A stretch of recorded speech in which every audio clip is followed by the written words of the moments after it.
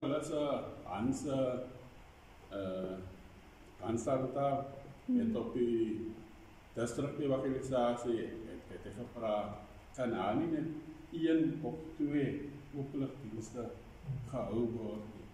Niemand het op sy request gereply because ek weet vir hom was het gewees. Hy wil nie binne in 'n kerk wees om rond te juig en aan te gaan aan buite kan wees. Soos sy siele kan 2022 so die eerste keer wat ek op Bosbara in die kerk gaan beplan het, nee, daar was geen interest gewees. Hy dacht almal was hastig gewees om huis te gaan. Nee, ek het seer gekry. Nee, because as die Here vir jou iets sê, nee, jy doen het en die results is nie so goed nie, nee, dan dink jy amper dit gefail.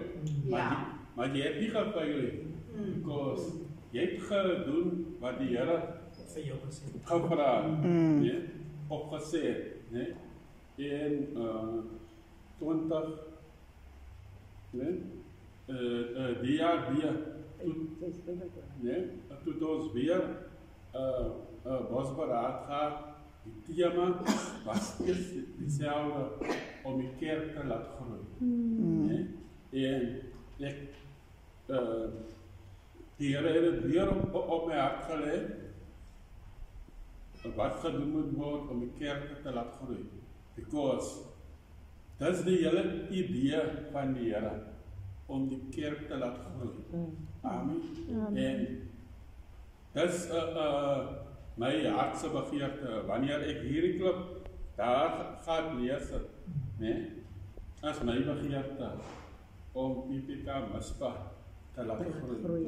Because wanneer die kerk gaan groei, dit gaan beteken, daar gaan meer krag wees om uit te kan gaan. Nee? Because die werk van die Here is nie hier binne in die huis nie, maar is daar buite. Ons het by die jaar se Bosberaad het ons gesê dat ons gaan die gemeenskap bereik.